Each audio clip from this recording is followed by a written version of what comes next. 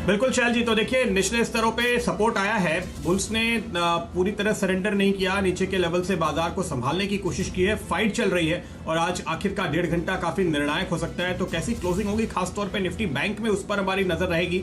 Nifty bank और banking stocks आज खासतौर पे बाजार का दारोमदार इनके ऊपर टिका है, हम ये मान के चलेंगे। बहुत सारे ढेरों दमदार आइडियाज आपके लिए लेकर आएंगे आगे। मैं आपको बता दूं आज हमारे साथ ट्रेड एट 2 देने के लिए राजेश पालविया जुड़ेंगे, ट्रेड एट 2:30 लेंगे प्रदीप चंदानी से, और श्रीकांत चौहान 3 बजे का ट्रेड देंगे आपको।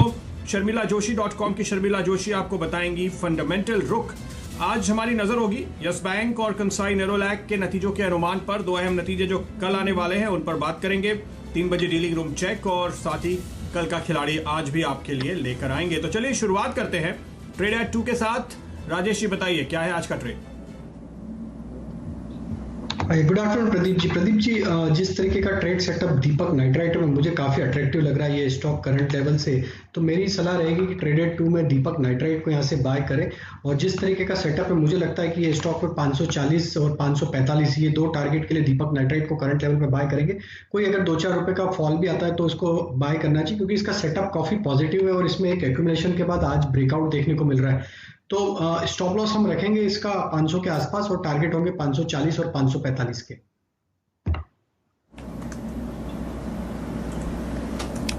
चलिए, ये राय आपको दीपक नाइट्राइट पर मिल रही है। शानदार, आप इसमें लगातार 2 दिन की गिरावट के बाद एक अच्छा हरा निशान देख रहे हैं। सुबह सुबह पहला सौदा में ये सौदा पकड़ा गया था जब ये स्टॉक 500 रुपये के नीचे था और अब 518 के आसपास ट्रेड करता हुआ। पालवे साहब की राय है कि इसमें पहला लक्ष्य आपको 540 आता हुआ दिखेगा। और कहाँ आपको अच्छा मूवमेंट आता दिख रहा है हरे निशान की तरफ? यहाँ पर आप देखिए छोटे और मंझले PSU स्टॉक्स की तरफ नज़र डालते हैं। खासकर ध्यान दीजिए ONGC पर, जहां पर आज बहुत दिनों के बाद आप एक अच्छा मूवमेंट आते हुए देख रहे हैं। 6% ऊपर है ये स्टॉक 80 रुपये 50 पैसे पर। पालविया साहब, आप ही से चर्चा आगे बढ़ाते हैं। आपके सामने लगभग इसमें 5 करोड़ शेयर ट्रेड हो चुके हैं। बताइए ONGC को आप चार्ट्स पर कैसे देखते हैं? कैश में 5% ऊपर और फ्यूचर्स में यहाँ पर भी आप इतनी ही इजाफा देख रहे हैं फिलहाल प्राइस का। ओपन इंटरेस्ट 6% बढ़ा हुआ है। जी हाँ, बिल्कुल शैल जी, ये स्टॉक जिस तरीके से पोजीशन है और अगर हम देखें तो एक इसमें डेली चार्ट पे अगर हम देखें तो स्टॉक में जिस तरीके का कंसोलिडेशन हुआ और एक ब्रेकआउट देखने को मिला था पिछले ट्रेडिंग सेशन में, मुझे लग रहा है ये स्टॉक को बाय करना चाहिए। पोजिशनली भी काफी अच्छा लग रहा है। इसका चार्ट पैटर्न देखें, वीकली चार्ट पे एक ब्रेकआउट भी हुआ है। मुझे लगता है कि इसमें जो टारगेट बनना चाहिए वो 88 और 92 तक के टारगेट हायर साइड के बन सकते हैं। करंट लेवल से इसमें 77 रुपीज का स्टॉप लॉस रखना चाहिए। जिस तरीके का इसका सेटअप है, इसमें एक बेस फॉर्मेशन का कंफर्मेशन मिल चुका है। इसका अगर हम मंथली सेटअप भी देखें तो स्टॉक ने लोअर साइड पे एक बेस बनाया 60-65 की रेंज में। उसके बाद स्टॉक में कंसिस्टेंट बाइंग देखने को मिल रही है। तो मुझे लग रहा है 77 का स्टॉप लॉस रखेंगे और इसमें 88 और 92 ये 2 टारगेट के लिए ONGC में लॉन्ग पोजीशन बनाना चाहिए।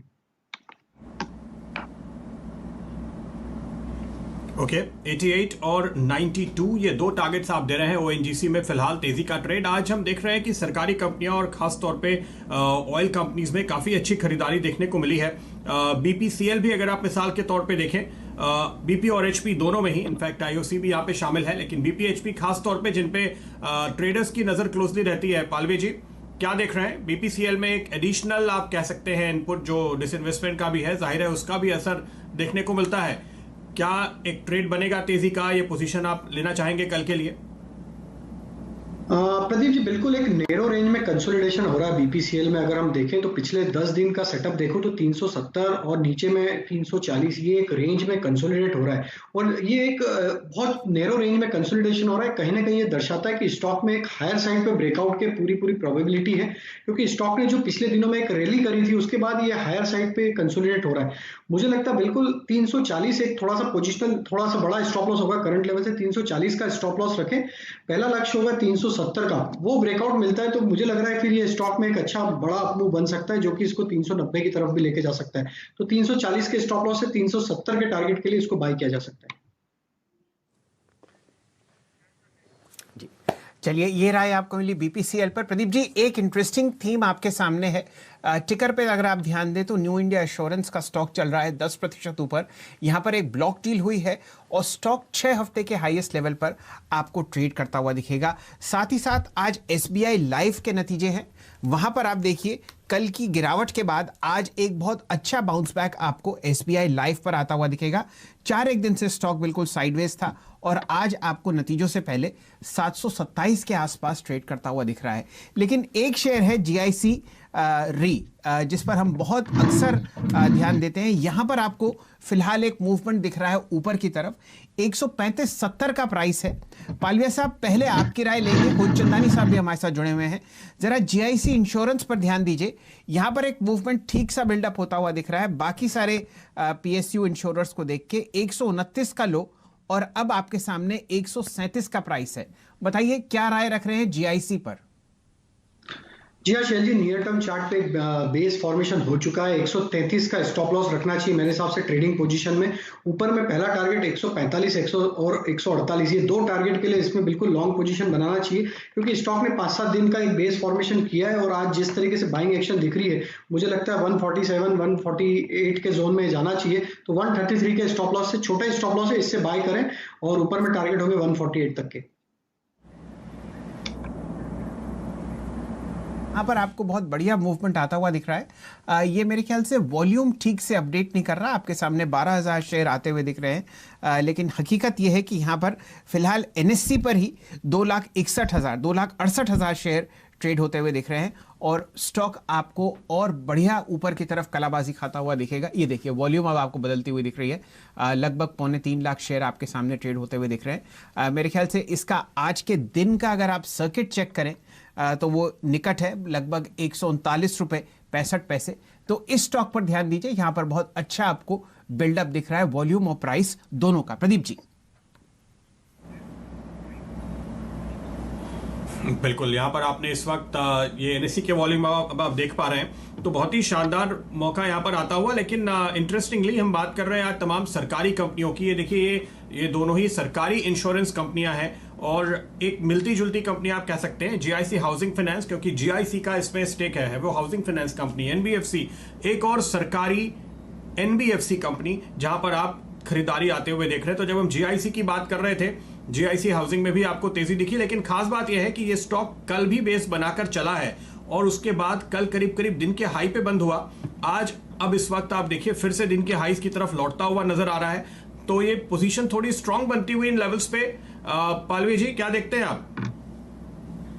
जी हाँ Pradeep ji, GIC housing finance में भी जिस तरीके का सिमिलर सेटअप है, इसमें भी एक 7-8 दिन का अगर हम सेटअप देखें तो उसमें एक बेस फॉर्मेशन होता हुआ दिख रहा है। 66-67 के आसपास स्टॉक में एक बाइंग इंटरेस्ट बना हुआ है और आज जो बाइंग इंटरेस्ट देखने को मिल रहा है करीब 1.5 लाख शेयर के आसपास ट्रेड हो चुके हैं। मुझे लग रहा है कि ये स्टॉक जैसे ही 72 का लेवल क्रॉस करेगा तो एक इसमें बड़ा स्पर्ट आना चाहिए और जो कि इसको 80, 85, 88 की तरफ लेके जाएगा।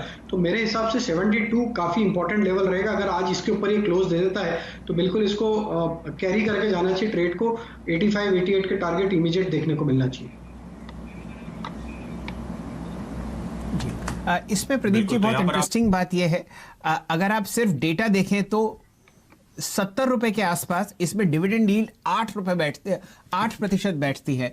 और जैसे कि आज मुखर्जी साहब आपको बता ही रहे थे कि कुछ ऐसे जगह पैसे लगाइए जहां पर आपको फिक्स्ड रिटर्न तो मिले ही मिले, लेकिन वहां पर अगर आपको थोड़ा बहुत अच्छा बाउंस बैक दिख जाए तो वो एक ऐसा दरिया होगा जहां पर आप अच्छा मुनाफा कमा पाएंगे।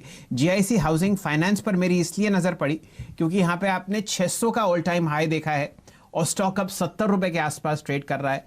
तो मेरे ख्याल से इतना ज़बरदस्त रिस्क रिवॉर्ड रेशियो इतने ऐसे बिजनेस में जहाँ पर ऑलमोस्ट सर्टन रिटर्न्स आपको आते हुए दिखते हैं, वॉल्यूम शानदार है और ये कंपनी बहुत प्रॉफिटेबल है, 8% के डिविडेंड यील्ड पर मिल रही है और अगर आप इसका PE देखें तो देखते ही बनता है 5.2, बुक वैल्यू है 227।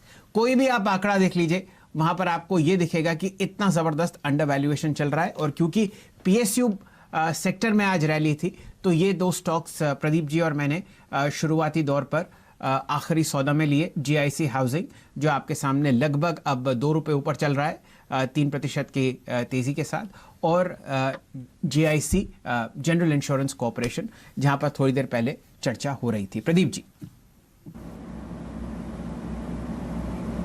बिल्कुल।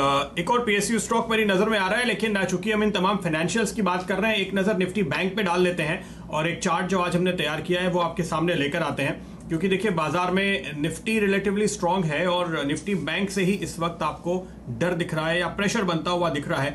निफ्टी बैंक का ये जो चार्ट आपको बता रहा है कि हमने इस रिकवरी के दौरान पिछले तकरीबन आप कह सकते हैं कि महीने भर का समय एक अपवर्ड स्लोपिंग बैंड में गुजारा है और अब उसमें जो नीचे का लेवल बनता है, जो नीचे की सपोर्ट लाइन बनती है, बिल्कुल हम उसके आसपास हैं।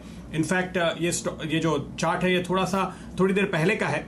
इस वक्त आप ये नीचे के प्राइस बैंड को फिर से टच करते हुए नजर आ रहे हैं। तो आज हमने वो सपोर्ट संभाला है। सुबह हमारा अनुमान था कि 19,500 के आसपास सपोर्ट बनेगा और 19,570 का लो अब तक बना है, लेकिन अब क्लोजिंग के लिहाज से जिस लेवल पर मेरी नजर होगी वो करीबन 19,650 का बनता है। इसके ऊपर बुल्स को, निफ्टी बैंक को थामे रखना जरूरी होगा, तभी वो ग्रिप में रह पाएंगे, वरना उनके हाथ से कंट्रोल छूट सकता है। तो बुल्स का चैलेंज है आज के लिए 19,650 19,700 के करीब, जहां पर इस वक्त निफ्टी बैंक है, उसको क्लोज कराना। पालवी जी, आप कैसे देख रहे हैं इस चार्ट को? क्या आप भी इन्हीं लेवल्स पे नजर रखेंगे? क्या राय बनती है आपकी निफ्टी बैंक पे? जी हाँ प्रदीप जी, बिल्कुल आपने राइटली पॉइंट आउट किया। ये लेवल काफी इंपॉर्टेंट है और ये मुझे लगता है कि आज 19,650 ये जो जोन है ये काफी इंपॉर्टेंट रहेगा। अगर इसको हम डिफेंड कर पाते हैं तो एक पॉसिबिलिटी है वापस से हमें पुल बैक ट्रेड बनने की।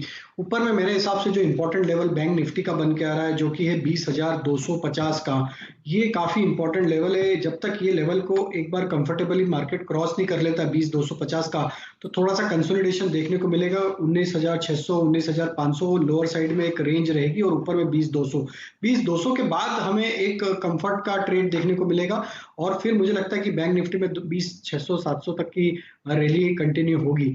तो मुझे लग रहा है कि आज के सेशन में हमें क्लोजली वॉच करना चाहिए 19,600 650 के जोन को, हम इसको डिफेंड कर पाते या नहीं कर पाते।